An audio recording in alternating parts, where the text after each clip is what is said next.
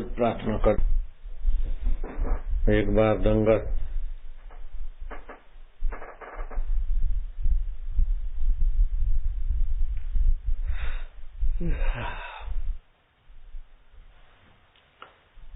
अरट दंगल देखने गए, हरीफाई। थके थकाए थे, प्रार्थना किए बिना सो गए। आधी रात को जगे, खूब रोए कि भगवान आज मैं प्रार्थना किए बिना सो गया। तुम्हें हवा दी, पानी दिया, जल दिया, जीवन दिया, तुम्हारी प्रार्थना किए बिना मैं सो गया, मुझे क्षमा करो। ऐसे करते करते भगवान के भाव में आ गए। तो प्रार्थना करने से क्या फायदा होता, बोलो। मन की कलुषितता नष्ट होती है। कलुषित मन नरक में ले जाता है। प्रार्थना करने से कलुषितता नष्ट हो जाती है, पवित्रता प्रकट होती है, परमात्मा के हम सन्मुख हो जाते। प्रार्थना परमात्मा की प्रार्थना परमात्मा के सन्मुख कर देती, कलुषित भाव नष्ट कर देती। विनोबा भावे की माँ रात को घर का काम काज पूरा करके भगवान के आगे प्रार्थना करती, आज का काम तुमने करवाया, तुम्हारी सत्ता से हुआ, मैं जैसी तैसी हूं, तुम्हारी हूं। संसार सपना है, प्रवृत्ति भी फल देके मिट जाती, निवृत्ति भी। तुम अपीठ हो, आत्मा हो, चैतन्य हो, पांडुरंग हो, परमेश्वर हो। ऐसे प्रार्थना करती, आंखें भर आती को, तब तब आंसू बहते। नन्हा विन्या देखता, वो माँ की प्रार्थना से नन्हा विन्या का हृदय भी पवित्र हो गया और विनोबा भावे संत बन गए।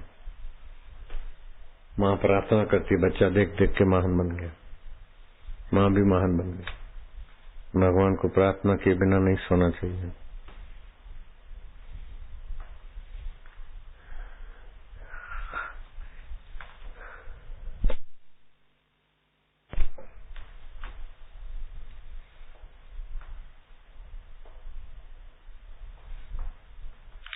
मनन किसको बोलते हैं और तर्क वितर्क किसको बोलते हैं?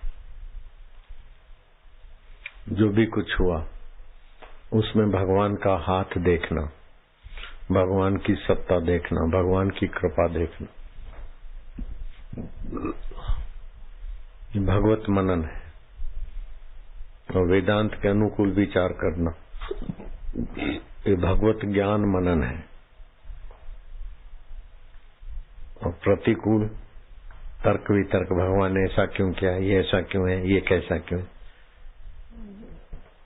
तो तर्क वितर्क से मन बुद्धि गड़बड़ घोटाला हो जाती और अनुकूल मनन से मन बुद्धि पावन हो जाती।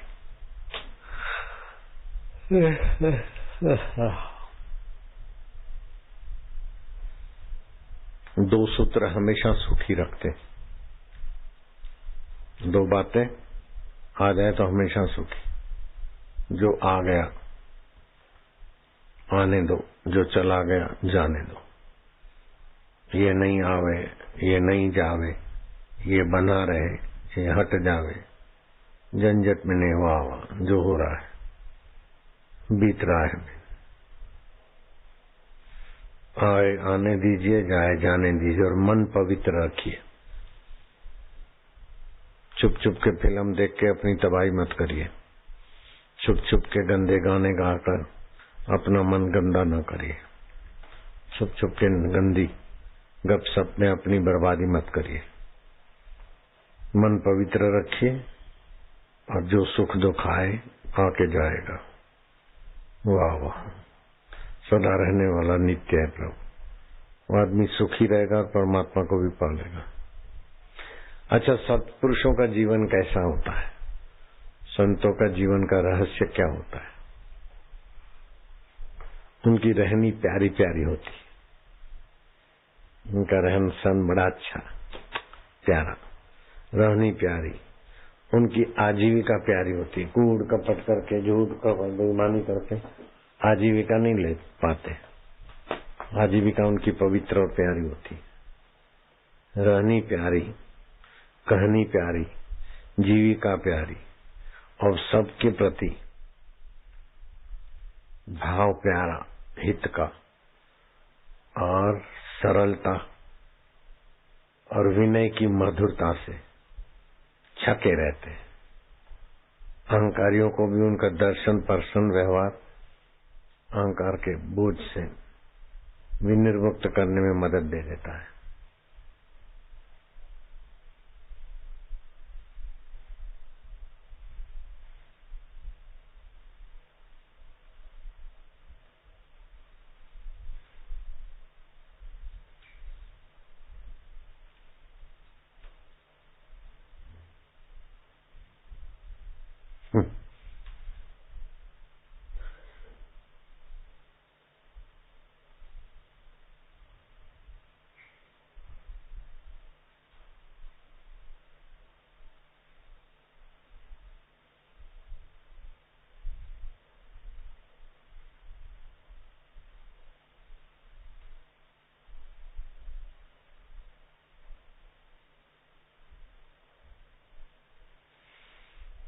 जीवन कितने कैसे प्रकार का होता है?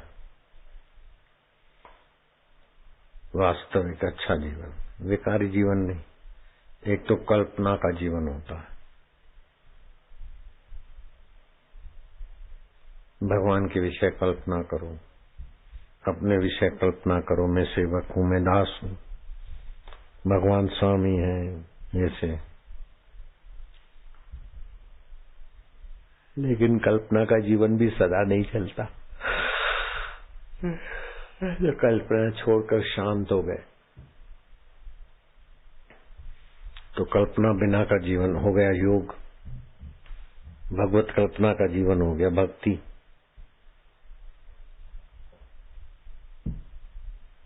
लेकिन वेदांत इस सबसे निराला है कि कल्पना और कल्पना रहित अवस्था दोनों का जो आधार है, अधिष्ठान है, वो ज्यों का त्यों है। कल्पना में चलता है तो कल्पना का रस लो, कल्पना रहित चलता है तो शांत रस लो, और दोनों आते जाते वो रस स्वरूप अपना आपा है। मौज हो गई, किसी का विरोध नहीं वेदांती को। कल्पना वाले को बोले वाह। वसुदेव बोलते हैं कि कृष्ण, चाणूक मुष्टिक के साथ तुम कुश्ती करने को उतरे, तुम नन्हे चाणूक मुष्टिक पहाड़ जैसे, मैंने हनुमान जी की मनोती मनाई थी। बोले हाँ, कोई पूंछ वाला था, हाथ में गदा थी। बोले हाँ हाँ, तो मैंने 1.25 मन लड्डू की मनोती मानी थी। बोले बस वही थे, उन्होंने मदद किया हनुमान जी ने। चलो 1.25 मन लड्डू लेके अपन हनुमान जी के मंदिर में चले। तो वसुदेव की कल्पना में हाँ में हाँ हो गई, और सुबह उठे तो कल्पनातीत ध्यान में और अधिष्ठान में जो के त्यों कृष्ण का जीवन पूर्ण है। कल्पना का विरोध नहीं, कल्पना रहित का विरोध नहीं, और दोनों हो के जिसमें चले जाते उसमें अपनी स्थिति। ऐसा होता है महापुरुषों का जीवन। कितनी ऊंचाई है।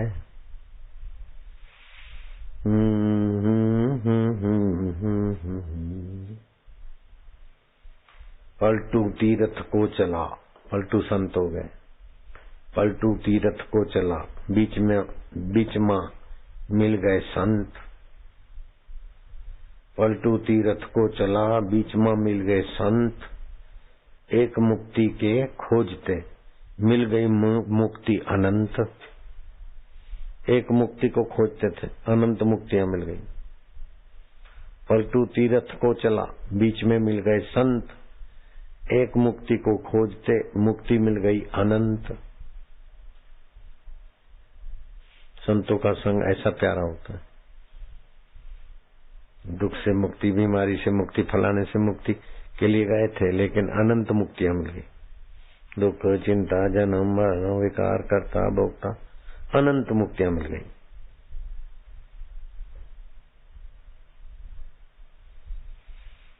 दयाबाई हो गई, बड़ी भक्त। सतगुरु ब्रह्म रूप है, दयाबाई बोलते, मानुष भाव मत आन। सतगुरु ब्रह्म स्वरूप है, मानुष भाव मत जान। देव भाव माने दया, ते है पशु समान। ये दयाबाई बोलती है। सतगुरु को देहधारी मानते, ऐसा किया, ऐसा क्यों नहीं किया, ऐसा क्यों किया, ऐसा अच्छा किया, ऐसा बुरा किया। नहीं, सतगुरु है जो करते वाह वाह, वो करते हुए दिखते फिर भी अकर्ता है। सतगुरु ने ये कहा, ये दिया, ये करा। सद्भाव होना चाहिए। सतगुरु में देह भाव रखा तो पशु समान है, ऐसा दयाबाई कहती है। बड़ी ऊंच भक्त हो गई दयाबाई, वेदांती। सदगुरु ब्रह्म स्वरूप है, दयाबाई बोलती, मानुष भाव मत जान। देव भाव माने दया, ते है पशु समान। जो उनको देह रूप जानता है वो मनुष्य पशु समान है।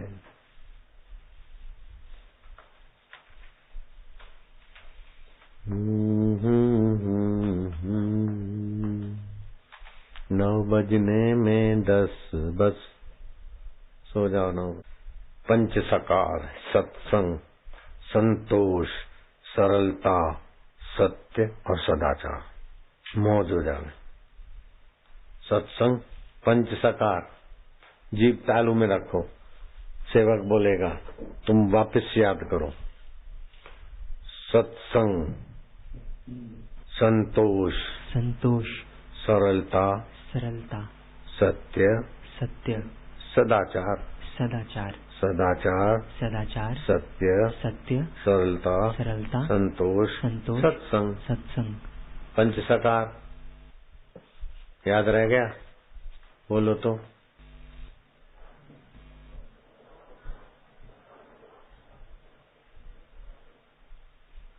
अकेला कोई खड़ा रह के बोल सकता है तो बोलो, खड़ा होके बोल। सत्संग, संतोष, सरलता, सत्य, सदाचार। और कौन बोल सकता है? बोलो।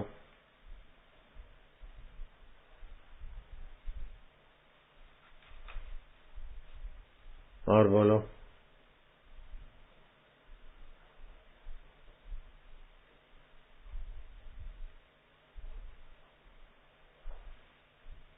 चलो अब पीछे से आगे चलो। सदाचार,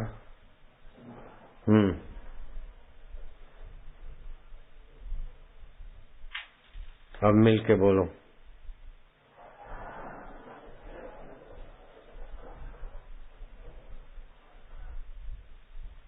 पक्का हो गया ना? 5 साकार रोज याद करा करो, बस इसको महत्व दो। सरल जीवन, सच्चाई,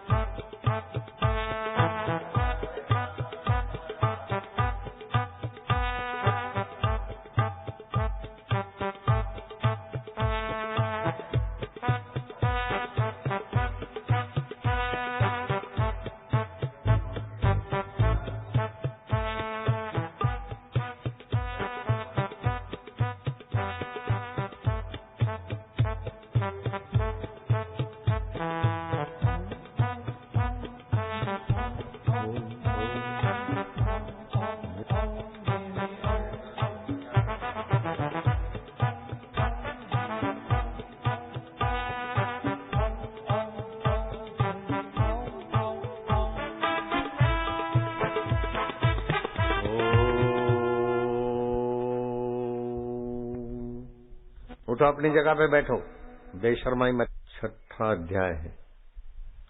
छठे अध्याय के 10वें 11वें श्लोक में इस साधना की बात आती है। इसको कुंडली योग साधना बोलते हैं। नाभि के पास 3.5 चक्कर मार के जीवनी शक्ति पड़ी रहती। ध्यान भजन करने से भावुक लोगों का वो कुंडली जागृत होती, तो उसके प्राण शक्ति ऊपर बढ़ती। अलग अलग केंद्रों में अलग अलग क्रियाएं होती, आसन होते, मुद्राएं होती है, जैसे भाव होते ऐसा होता है। तो नए नए साधक को, भक्त को तो डरा देती। इंदिरा गांधी की गुरु आनंदमयी माँ को भी ऐसा होता था, तो कभी तो खावे ही नहीं पड़ी रहे। अब एक बार खाया तो 73 आदमी का खाना खा गई। हमने भी ये साधना की तो उछल कूद होती थी, लेकिन अपने नियंत्रण में रखते थे। ये तो ऐसी मूर्ख है कि एक चिल्लाई तो सब चिल्लाने में लग जाती। कमरा हो तो क्रियाएं हो, सबके सामने क्रियाएं होती तो फिर माहौल वैसा हो जाता है। और कुछ मूर्ख लोग खाली झांकते रहते, तो जब डांट पड़ती तो मूर्ख भी संयम में हो जाते कि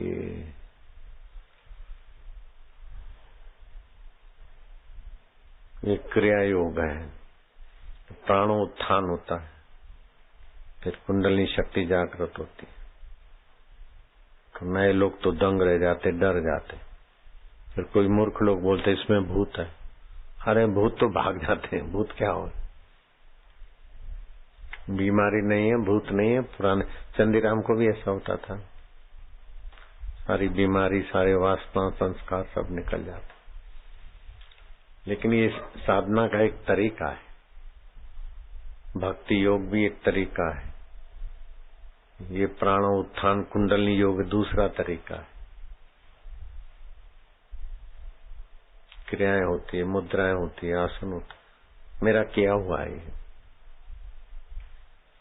मेरी बहुत सारी अलग अलग साधनाएं की हुई है, इसलिए पता चल जाता है कौन कहाँ है।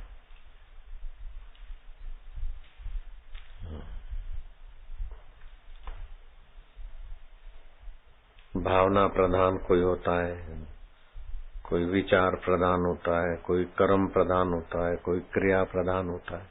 तो उसको अलग अलग साधना से ईश्वर प्राप्ति करनी चाहिए। बस ये भी एक तरीका है ईश्वर प्राप्ति के लिए।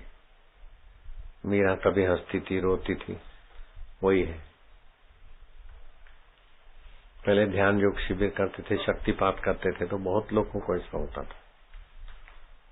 अब किसी किसी को जो होता है तो उसमें वो 2, 5, 7 उछल कूद वाली होती तो माहौल बिगाड़ देती। वहां तक रहे मर्यादा में तो यहाँ तक आ जाती, कूद फान झूम। वो तो विषय विकार योग है, ये भक्ति भाव योग है। उसमें तो आदमी कामी क्रोधी लोभी बनता है, इसमें तो निष्कामी निर्लोभी अक्रोधी सद्गुण बढ़ते, उसमें दुर्गुण बढ़ते हैं, रोग और पोप में। इसमें तो सद्गुण जागृत।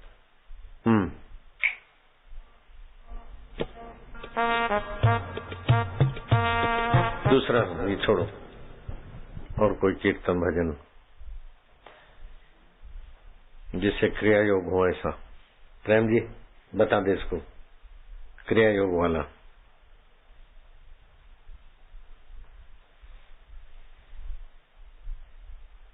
ऐसी बंसी बजाओ, कैसियो बजाओ, तुम वाला नहीं करो, दूसरा करो। चलो